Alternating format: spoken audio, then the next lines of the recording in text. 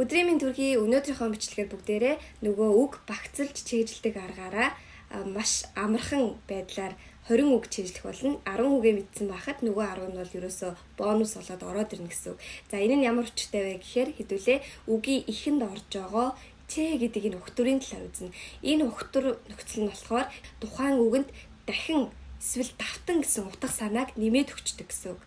За эхний жишээгээ харах юм бол харьюун гэдэг үг байна. Харьюун гэдэг маань ашиглах гэсэн үг.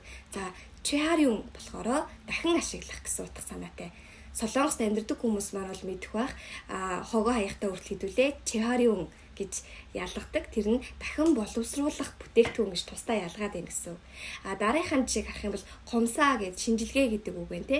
Тэгвэл чегомсаа гэхээр дахин шинжилгээ. Дараагийн үг нь гомтуу буюу гомтуу хада эсвэл гомтуу гэдэг үг нь нягтлах гэсэн үг. Тэгвэл чегомтуу яа дээ.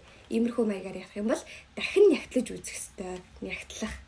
Сүган гэдэг үг байна. Сүган гэдэг нь ерөнхийдөө хичээл лекц сонсох гэсэн утга санаатай. Чэзүган гэхээр дахин сонсох. Дахин тэр одоо унсан хичээлдээ бол дахин сонсох ёстой байдаг те. Оюутан хүмүүс маань бол мэдж байгаа. Тэгэхээр чэ гэдэг үг залгаснараа тэр хичээлийг дахин сонсох гэсэн утга санаагаар чэзүган гэж ярьдаг. Шиом гэд шалгалт гэдэг үгээ бүгд мэднэ. Тэгвэл чэсиом болохоор дахин шалгалт байх нь.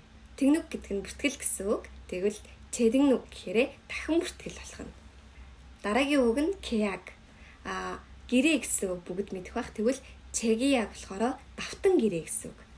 Учир нь энэ чэ гэдэг маань нөгөө дахин юм уу давтан гэсэн утга санааг л урд нь залгаж өгöd байгаа гэж ойлгож болно. Дараагийн үг нь шимса. Шалгах шүүх гэсэн үг. Чэшимса гэхээр дахин шүүлт ч юм уу ийм утга санаагаар орно. За пүнбэ хуваарлалт гэсэн үг. Пүнбэ хадаа болохоор хуваарлах болчдөг. Тэгвэл чэбүнбэ гэхээр дахин хуваарлалт.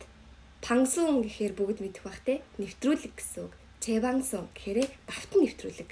Иймэрхүү утга санааг илэрхийлж байна. Тэгэхээр энэ үгийн урд залгадаад байгаа Ч гэдэг өгтөр маань тухайн үгэнд дахин эсвэл давтан гэдэг утга санааг нэмж өгöd байгаа гэсэн үг.